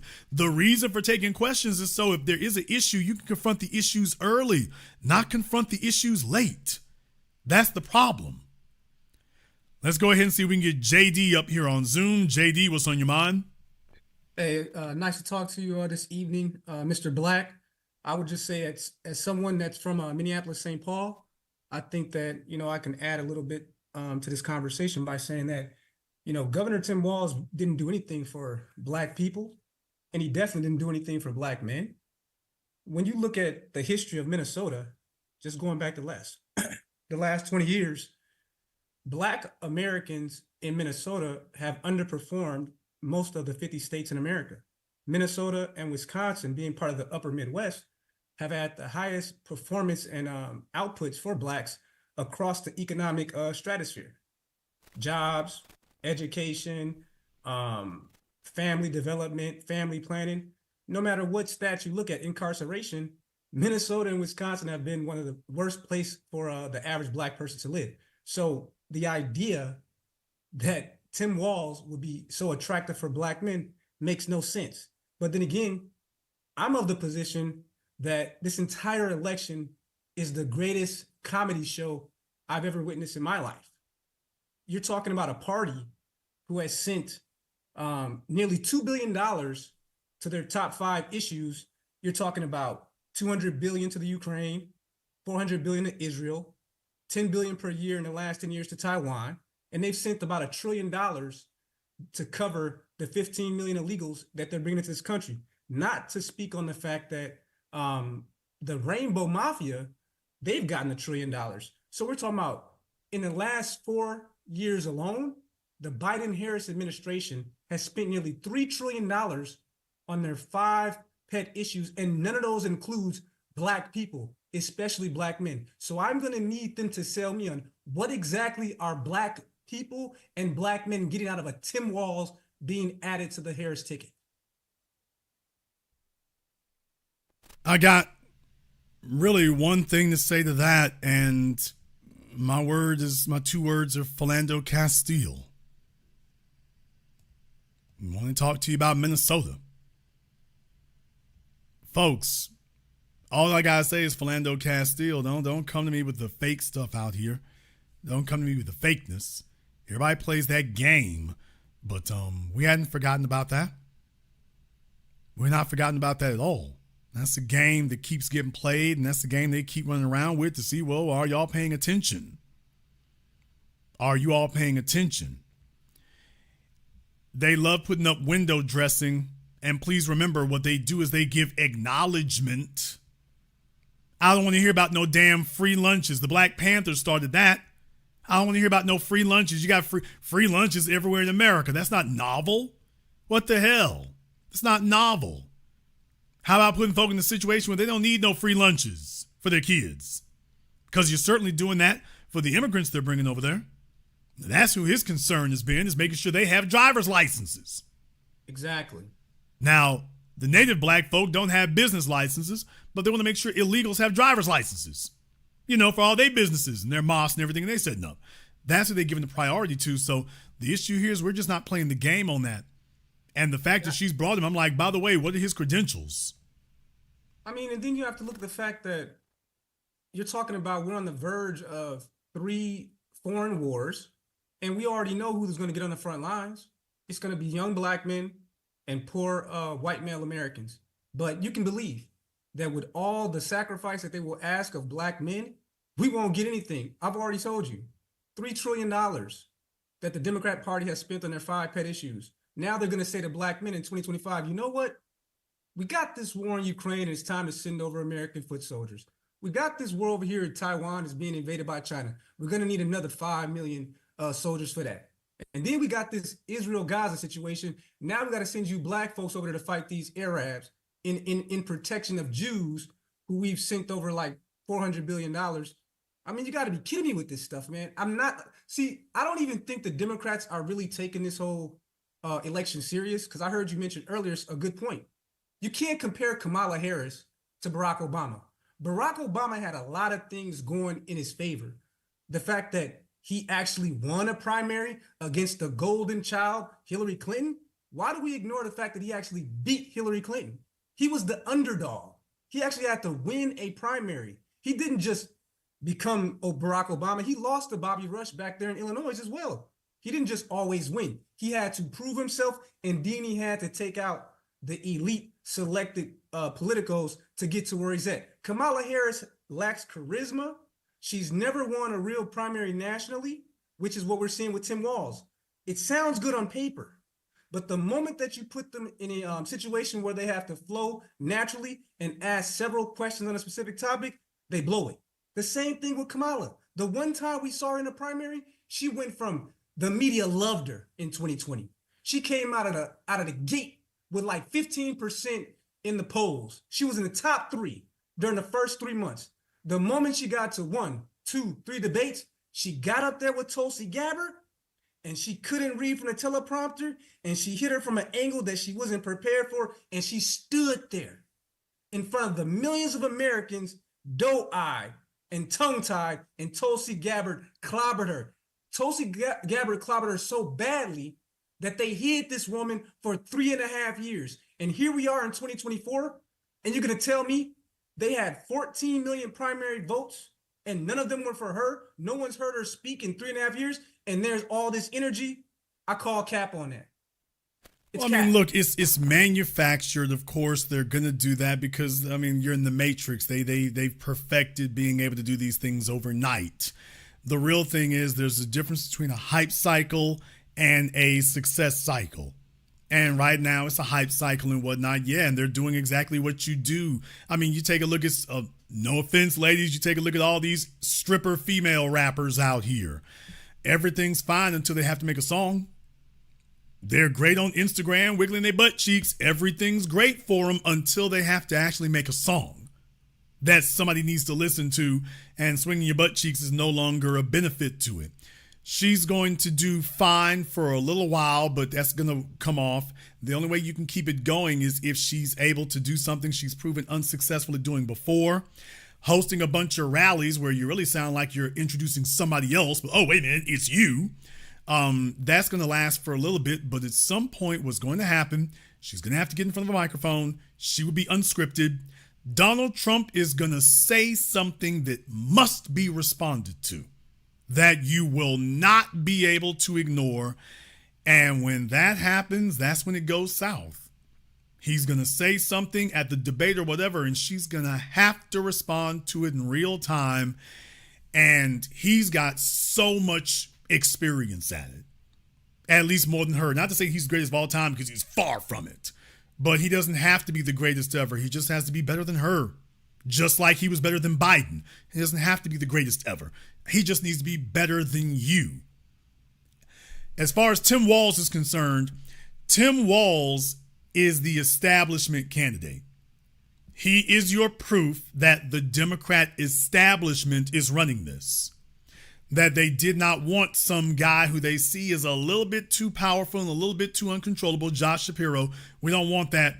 We want a guy who's firmly in the tank. And if we can pull off a win, her vice president will be there to kneecap her in case she gets out of control. That's the reason they've chosen Tim Walz, because he has no support outside of Minnesota. Josh Shapiro has support among Jewish society, the white working class out there, the East Coast. That guy, he's charismatic. He's well-spoken. He gets to the point. He's articulate. He could put together a political coalition of his own. Their whole reason for dumping Joe Biden was to prevent that very thing from happening. Nancy Pelosi and friends want to be back in charge, and for very good reasons. Her and her husband, we all know they've been committing insider trading. Oh, yeah. We know that they've been committing crimes. We know they are. If Trump gets into office, they got trouble. But guess what? If a Democrat they don't control gets into office, that Justice Department can be a problem also. No matter which way you go. They need somebody they can control to make sure that Nancy doesn't spend her declining years behind bars along with her husband. Wouldn't that be a hell of a thing? He gets hit in the head with a hammer and then got to go to prison? What? Damn. I mean, talk about worst decade ever. First he gets busted in the head and then he got to go to prison. So I want y'all to understand there's a lot of people out here that they've been doing a bunch of dirt. And to get this involved with Nancy, who's damn near senile her damn self, what is she getting so involved for? There must be something pretty damn important that she's trying to protect at such a late date that she feels she can't protect. There must be something very important. Now, we can understand it for Obama because Eric Holder can't make a dime. Neither can David Plouffe, so they need the money. Okay, it's just Dave on the outside looking in. They need. Nancy Pelosi doesn't. So what is she trying to protect in this obvious? Oh, you're worried because Donald Trump gets into office. He's going to go grab somebody like Chris Kobach or somebody like that. He's going to get the most Heritage Foundation approved right-wing lawyer lunatic you ever heard of with the full strength of the Justice Department behind them.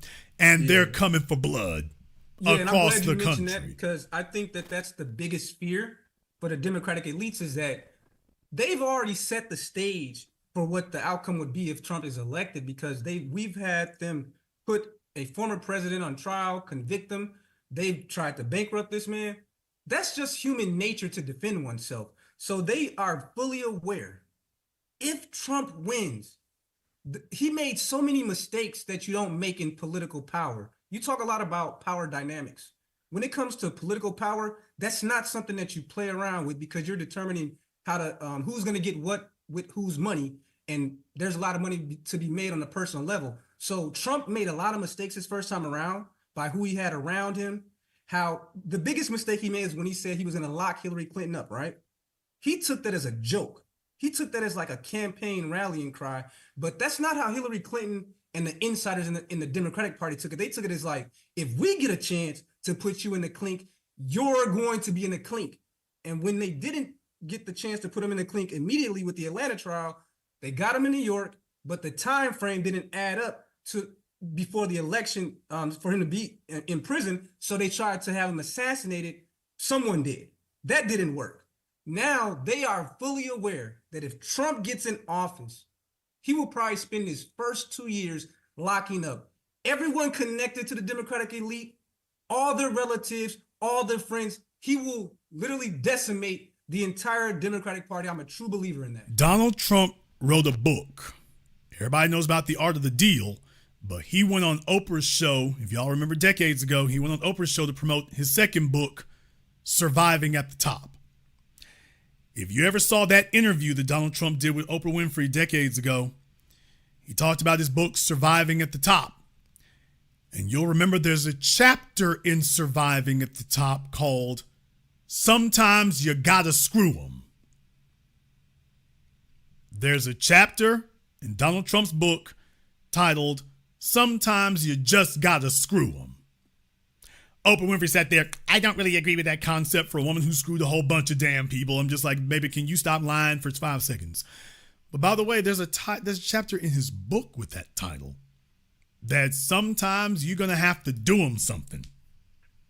And yeah, you might want to take that seriously. It depends, because in Trump's case, he's got one big headwind against him. There are just as many Republicans who are afraid of him as there are Democrats.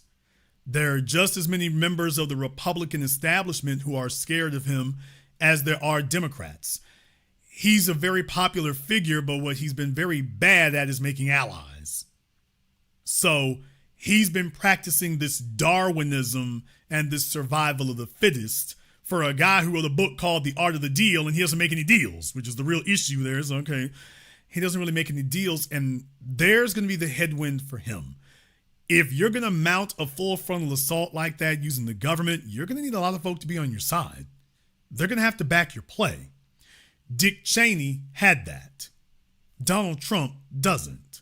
So even if he aspires to it, it's going to be very challenging to actually pull that off because the infrastructure doesn't really support him. They want to win the election because that would put them in better position than without. But there's a reason that he went down there to Georgia and called out the Republican governor by name and said he needs to get off his ass. I mean, he's no friend with Governor Brian, what's his name down there in Georgia? He's no Brian Kemp. He's no friend of his. And there's a bunch of others. Him, what's his name? Mitch McConnell. I want to say Asa Hutchinson. The one there in Arkansas. There's a bunch of them. He's no friend to any of them. He's not cool with the establishment at all. And that's gonna be a problem with mounting a jihad, because they understand they're gonna be in the crosshairs too if he gets that kind of power. Well, I appreciate you, Mr. Black. You've been very helpful to me with your business channel. I've learned a lot from you. And thanks a lot for, recommending this book, How I Raised Myself from Failure to Success in Selling. I'm on my first read of this. And I think that a lot of people can, even if they disagree with you on certain things, they can take a lot from the way that you really push power dynamics and forcing Black men specifically to take a long look in the mirror and say that we have to go beyond just being average. We're not in a position that we can be mediocre, and we actually have to be excellent. And with that, I'm gonna tap out, and I look forward to listening to the rest of the show. Thank you. Thank you very much for giving us a call here. Live. It's on the show. Thank you very much. We appreciate that. In the chat room, the thing about the Black farmers, please understand that's a nice little token gesture. You do understand, though, that's not everything. First of all, I'll believe it when they actually get their checks. That's the first thing. First of all, I'll believe it when they actually get their checks. I'll believe it when they actually get it. A lot of folks here go for headlines and they just go for things. By the way, first of all, you haven't been listening for the past few weeks because we already addressed that. So first of all, we already actually addressed the Black farmers. I'd already told you that, by the way, the thing clearly says it's for minorities. It's not for Black farmers.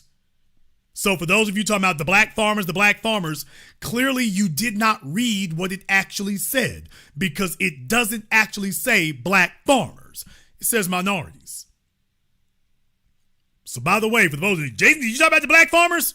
Yes, I already did. Did you actually read what you're talking about?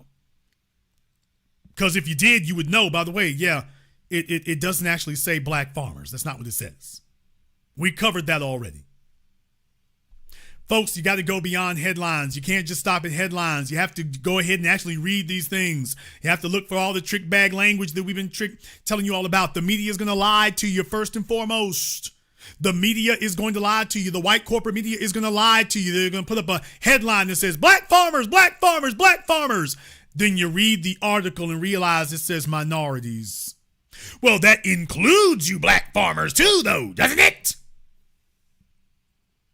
So this is why, as the Black media, we go beyond the headlines, because we realize that that's all folks keep feeding y'all. You cannot have short attention spans. You got to read this stuff. It's the same program running all the time. They do the same playbook all the time. We can't get caught like this. We can't get caught like this. And by the way, this first thing they're talking about, that actually doesn't cover everything that they asked for. Because they're not just talking about that, they're also talking about, I think compensatory damages. That's not what they're not. That's not everything that they're asking for. So please understand that they're not done with everything that they're supposed to get. Even with this doesn't cover everything. This doesn't cover everything.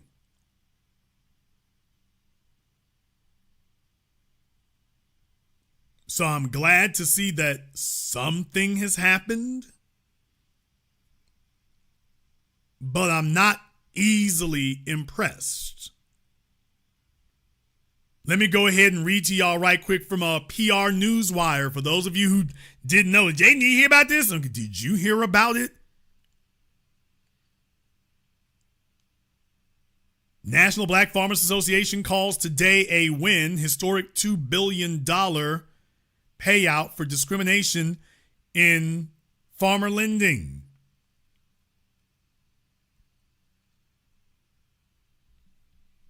Then when you take a look at it, you realize that, by the way,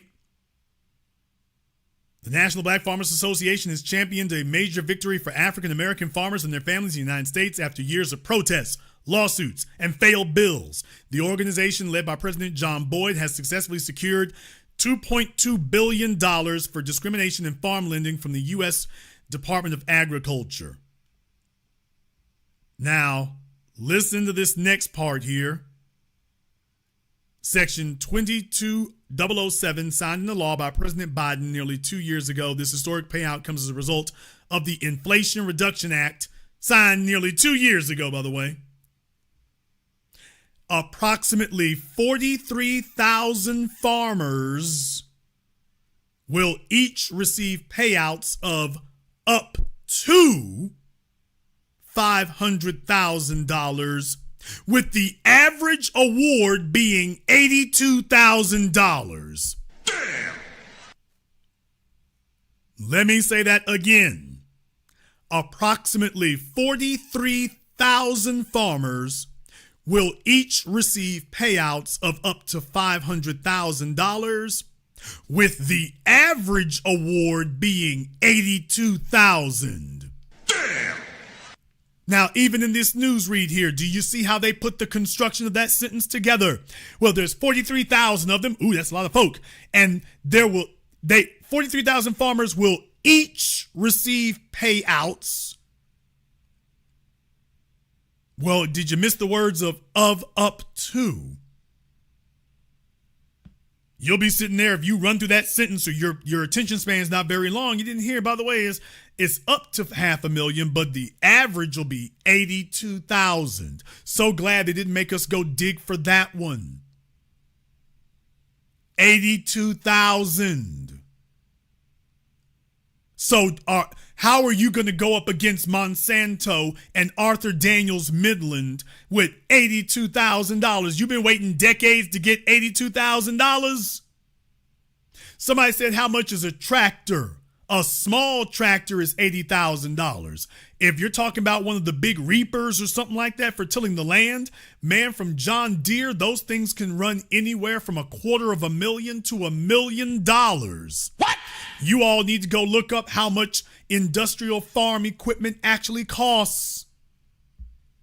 They don't use a tractor from Home Depot.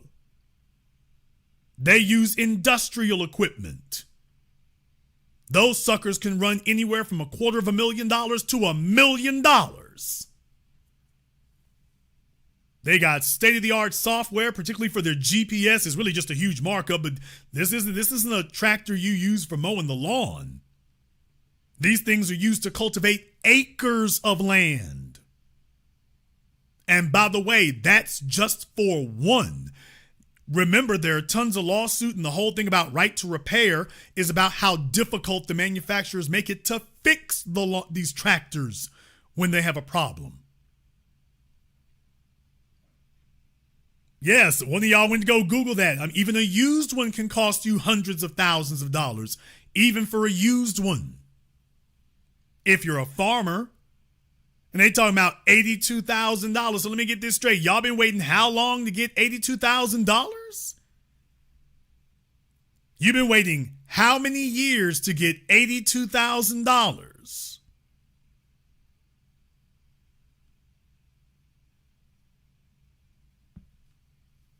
So folks sit up here and they hear, ooh, there's going to be billions of dollars.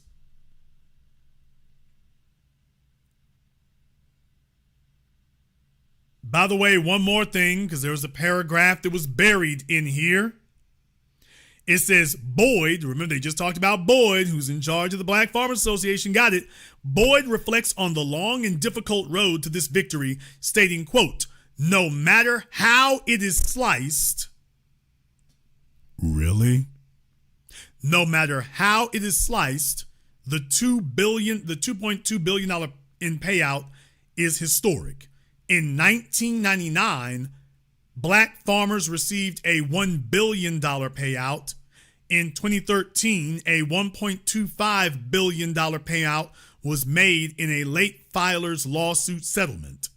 The NBFA has also been instrumental in paving the way for similar settlements for Hispanic, women, and Native American farmers, as well as the related Cobell case settlement. Did you get that? Did you get that?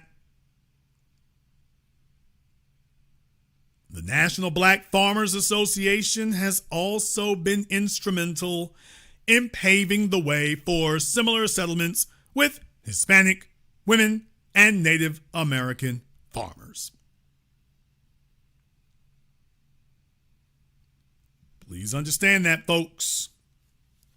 So for those of you telling yourself, oh, well, this is what black folk here, he's sitting there telling you, well, no matter how you slice it, actually it does matter how it's sliced up, sir. It really does.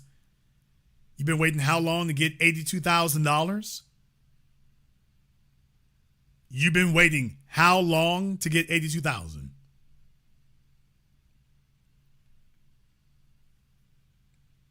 How long is $82,000 supposed to last you? Just out of curiosity, how long is that supposed to last you? Okay. Well, we're helping minorities and everything, by the way. How long is $2 billion going to last you against Arthur Daniels Midland and Monsanto and all these big agribusiness companies? How long is that supposed to last?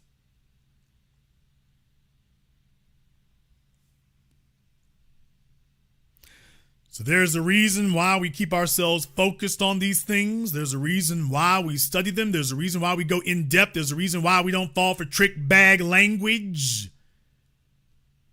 There's a reason why we stay consistent about this. The media is going to try to deceive you. And about this thing with Kamala Harris and Tim Walz and talking about black men, folks, remember the white corporate media was telling you how great Joe Biden's support among black men was right up until we got to this summer.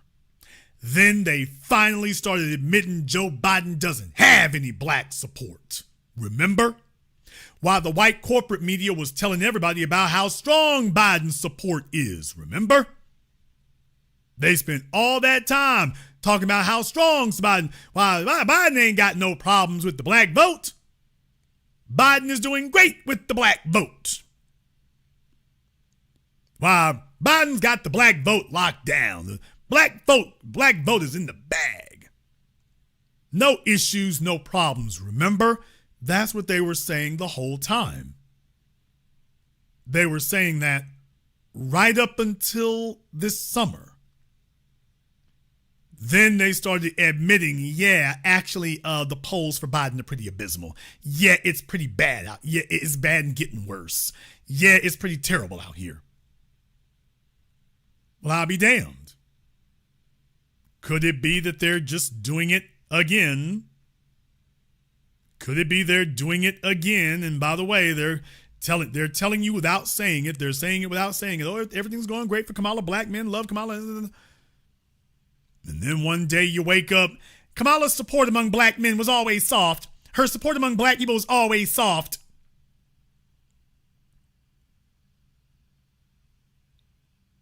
You don't get to just wake up one morning and declare somebody's support was always soft if it was ever any good.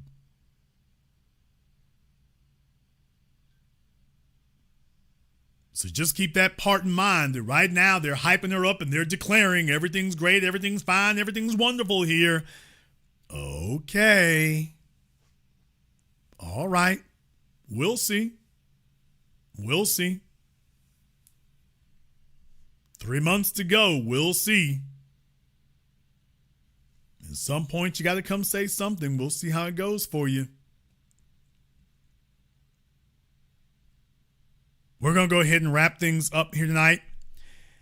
I want to thank everyone who has contributed to support tonight's program on PayPal, Super Chat, Venmo, to Abigail, Sabrina Scott, Kenneth, Darlene, Keenan, Najee, and everybody else here. Thank you very much for your support. If you are new here to the Black Channel, welcome to the Haven of Intelligent Black Thought. We do this every weekend, holidays, sometimes in between. Click that red subscribe button. Click that yellow notification bell. Join us each and every time that we're here.